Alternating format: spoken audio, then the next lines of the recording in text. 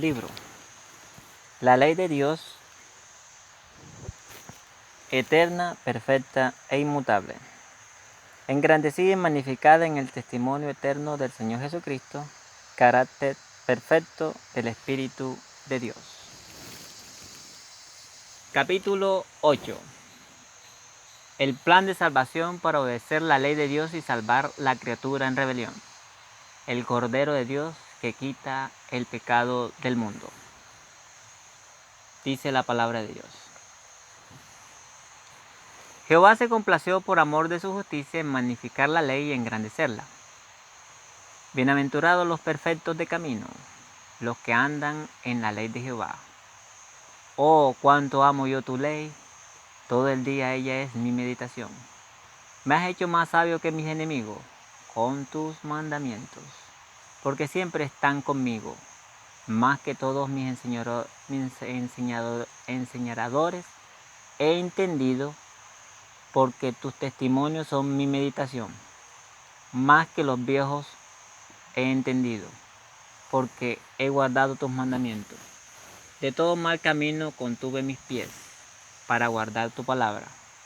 No me aparté de tu juicio, porque tú me enseñaste.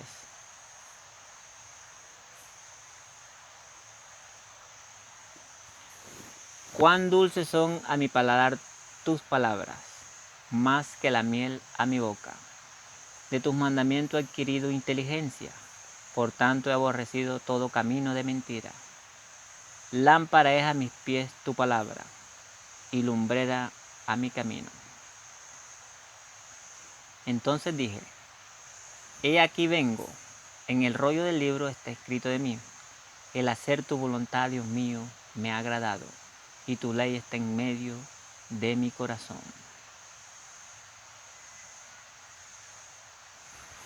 Lavaos y limpiaos, quitad la iniquidad de vuestras obras delante de mis ojos, dejar de hacer lo malo, aprender a hacer el bien, buscar el juicio, restituir al agraviado, hacer justicia al huérfano, amparar a la viuda. Venid luego, dice Jehová, y estemos a cuenta. Si vuestros pecados fueren como la grana, como la nieve, serán emblanquecidos. Si fueren rojos como el carmesí, vendrán a ser como blanca lana. Si queréis, oyeréis y comeréis el bien de la tierra. Si no queréis y fuereis rebelde, seréis consumidos a espada, porque la boca de Jehová lo ha dicho. Lo que vio Isaías, hijo de Amós, acerca de Judá y de Jerusalén, acontecerá en lo postrero de los tiempos, que será confirmado el monte de la casa de Jehová como cabeza de los montes, y será exaltado sobre los collados, y correrán a él todas las naciones. Y vendrán muchos pueblos y dirán, venid y subamos al monte de Jehová, a la casa del Dios de Jacob, y nos enseñará sus caminos, y caminaremos por sus sendas. Porque de Sión saldrá la ley, y de Jerusalén la palabra de Jehová. Y juzgará entre las naciones, y reprenderá a muchos pueblos. Volverán sus espadas en rejas de arado, y sus lanzas en hoces. No alzará espada nación contra nación, ni se adiestrarán más para la guerra. Venid, oh casa de Jacob, caminaremos a la luz de Jehová. Yo soy el que borro tus rebeliones por amor de mí mismo. No me acordaré de tus pecados. Todos nosotros nos descarriamos como ovejas. Cada cual se apartó por su camino, mas Jehová cargó en él el pecado de todos nosotros. Angustiado él y afligido, no abrió su boca. Como cordero fue llevado al matadero, como oveja delante de sus trasquiladores. Enmudeció y no abrió su boca. En el principio era el Verbo, y el Verbo era con Dios, y el Verbo era Dios. Este era en el principio con Dios. Todas las cosas por él fueron hechas, y sin él nada de lo que ha sido hecho fue hecho. Y aquel Verbo fue hecho carne. Habitó entre nosotros, y vimos su gloria como gloria del unigénito del Padre, lleno de gracia y de verdad. Pues la ley por medio de Moisés fue dada, pero la gracia y la verdad vinieron por medio de Jesucristo. A Dios nadie le vio jamás. El unigénito Hijo que está en el seno del Padre, Él le ha dado a conocer. El siguiente día vio Juan a Jesús que venía a él y dijo: He aquí el Cordero de Dios que quita el pecado del mundo. Y Jehová Dios hizo al hombre y a su mujer túnicas de piel y los vistió. No penséis que he venido para abrogar la ley o los profetas. No he venido para abrogar, sino para cumplir. Porque de cierto os digo que hasta que pasen el cielo y la tierra, ni una jota ni una tilde pasará de la ley, hasta que todo se haya cumplido. Y mientras comían, tomó Jesús el pan y bendijo y lo partió y dio a sus discípulos y dijo: Tomad, comed, esto es mi cuerpo. Tomando la copa y habiendo dado gracias, les dio diciendo: Bebed de ella todos, porque este es mi sangre del nuevo pacto, que por mucho es derramada para remisión de los pecados. Porque el Hijo del Hombre vino a buscar y a salvar lo que se había perdido. Pero yo os digo la verdad, os conviene que yo me vaya, porque si no me fuere, el Consolador no vendría a vosotros. Mas si me fuere, os lo enviaré, y cuando Él venga, convencerá al mundo de pecado, de justicia y de juicio. Porque de tal manera amó Dios al mundo, que ha dado a su Hijo unigénito, para que todo aquel que en Él cree no se pierda, mas tenga vida eterna. Amén. Se encuentra en la palabra de Dios, Isaías 42, 21, Salmo 19, 1,97 al 105, Salmo 40 del 7 al 8, Isaías 1, 16 al 20, Isaías 2 del 1 al 5, Isaías 43, versículo 25, Isaías 53 del 6 al 7, Juan capítulo 1 del 1 al 3, al 14, del 17 al 18, punto seguido al 29.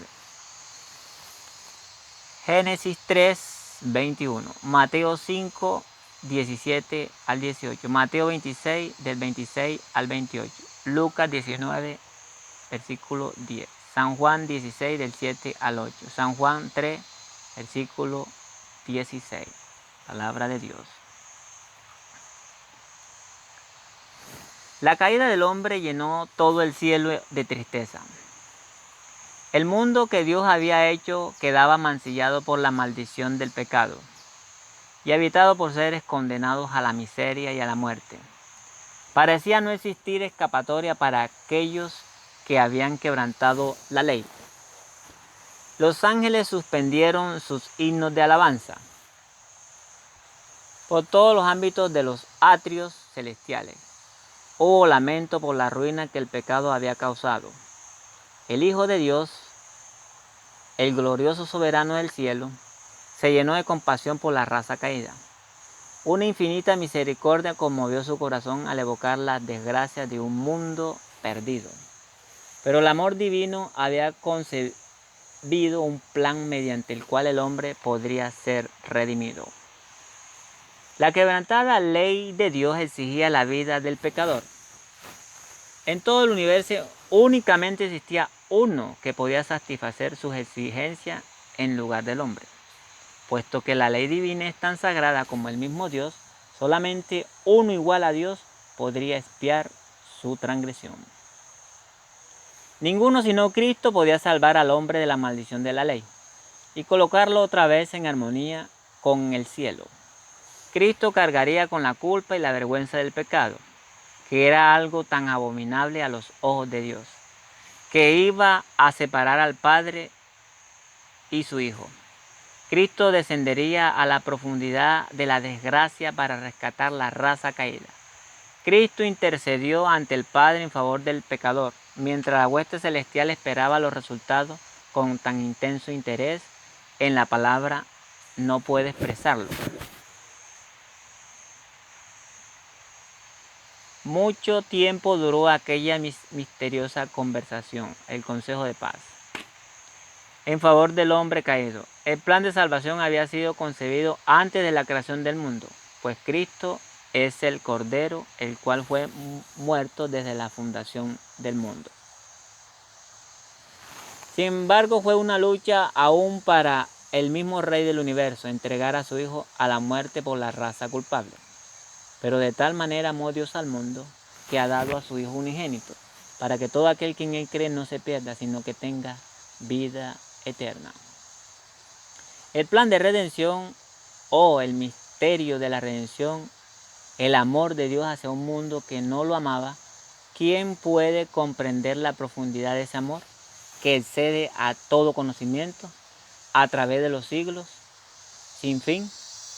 Las mentes inmortales, tratando de entender el misterio de ese incomprensible amor, se maravillaban y adorarán a Dios. Dios se iba a manifestar en Cristo. Dios estaba en Cristo reconciliando consigo al mundo.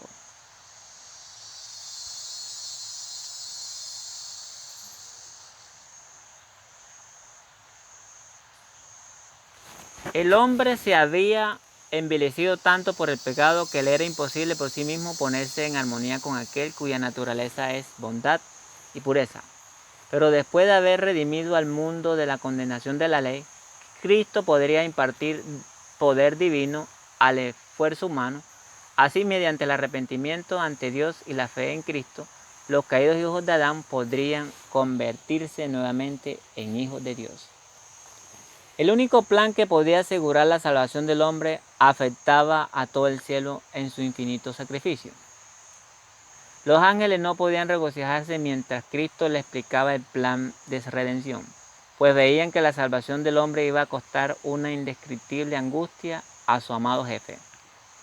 Llenos de asombro y pesar, escucharon cuando les dijo que debía bajar de la pureza, paz, gozo y gloria y vida inmortal del cielo a la degradación de la tierra para soportar dolor, vergüenza y muerte. Se interpondría entre el pecador y la pena del pecado.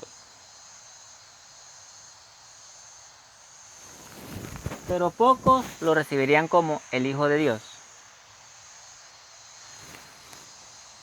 Dejaría su elevada posición de soberano del cielo para presentarse en la tierra y humillándose como hombre, conocería por su propia experiencia las tristezas y tentaciones que el hombre habría de sufrir. Todo esto era necesario para que pudiera socorrer a los que iban a ser tentados.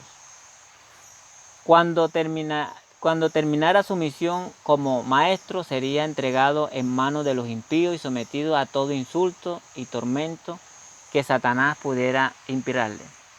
Sufriría la más cruel de la muerte, levantando en alto entre la tierra y el cielo como un pecador culpable. Pasaría largas horas de tan terrible agonía que los ángeles se habrían de velar el rostro para no ver semejante escena. Mientras la culpa de la transgresión y la carga de los pecados del mundo pesaran sobre él, tendría que sufrir angustia del alma y hasta su padre ocultaría de él su rostro. Pero el plan de redención tenía un propósito todavía más amplio y profundo que el de salvar al hombre. Cristo no vino a la tierra únicamente por este motivo. No vino meramente para que los habitantes de este pequeño mundo acataran la ley de Dios como debe ser acatada, sino que vino para vindicar el carácter de Dios ante el universo. A este resultado de su gran sacrificio, a su influencia sobre los seres de otros mundos, así como sobre el hombre, se refirió el Salvador cuando poco antes de su sacrificio dijo: ahora es el juicio de este mundo. Ahora el príncipe de este mundo será echado fuera, y yo, cuando sea levantado de la tierra, a todos atraeré a mí mismo. El acto de Cristo de morir por la salvación del hombre no solo haría accesible el cielo para los hombres, sino que ante todo el universo justificaría a Dios y a su Hijo en su trato con la rebelión de Satanás. Demostraría la perpetuidad de la ley de Dios y revelaría la naturaleza y las consecuencias del pecado. Desde el principio, el gran conflicto giró en derredor de la ley de Dios. Satanás había procurado probar que Dios era injusto, que su ley era defectuosa y que el bien del universo requería que fuera cambiada. Al atacar la ley, procuró derribar la autoridad de su autor. En el curso del conflicto habría de demostrarse si los estatutos divinos eran defectuosos y sujetos a cambios, o perfectos e inmutables.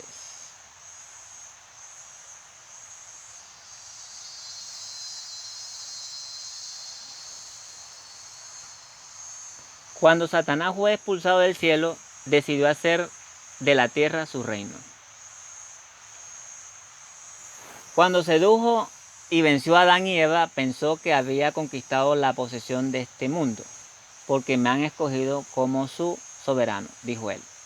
Alegaba que era imposible que se otorgara perdón al pecador, que por lo tanto los miembros del género humano caído eran legítimamente sus súbditos, y el mundo era suyo.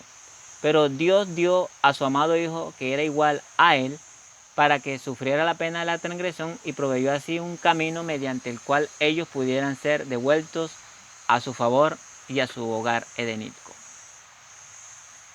Cristo emprendió la tarea de redimir al hombre y de rescatar al mundo de las garras de Satanás.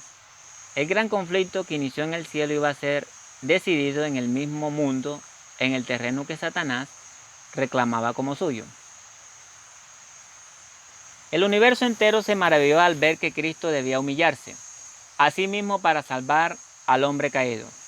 El hecho de que aquel que había pasado de una estrella a otra, de un mundo a otro, dirigiéndolo todo, satisfaciendo mediante su providencia las necesidades de todo orden de seres de su enorme creación, consintiera en dejar su gloria para tomar sobre sí la naturaleza humana. Era un misterio que todas las inmaculadas inteligencias de los otros mundos deseaban entender. Cuando Cristo vino a nuestro mundo en forma humana, todos estaban interesados en seguirlo. Mientras recorría paso a paso su sendero salpicado de sangre, desde el pesebre hasta el Calvario, el cielo notó las afrentas y las burlas que él recibía y supo que todo era instigado por Satanás. Presenció la obra de dos poderes contrarios. Satanás arrojando constantemente tinieblas, angustia y sufrimiento sobre la raza humana, y Cristo oponiéndosele. Observó la batalla entre la luz y las tinieblas, a medida que se reñía con más ardor. Cuando Cristo exclamó en la cruz, en su expirante agonía, consumado es. Un grito de triunfo resonó a través de todos los mundos y a través del mismo cielo. Finalmente se había decidido la gran contienda que tanto había durado en este mundo, y Cristo era el vencedor. Su muerte había contestado la pregunta de si el Padre y el Hijo tenían suficiente amor hacia el hombre para obrar con tal abnegación y espíritu de sacrificio. Satanás había revelado su verdadero carácter de mentiroso y asesino. Se vio que si se le hubiera permitido dominar los habitantes del cielo, habría manifestado el mismo espíritu con el cual había gobernado a los hijos de los hombres, que estuvieron bajo su potestad.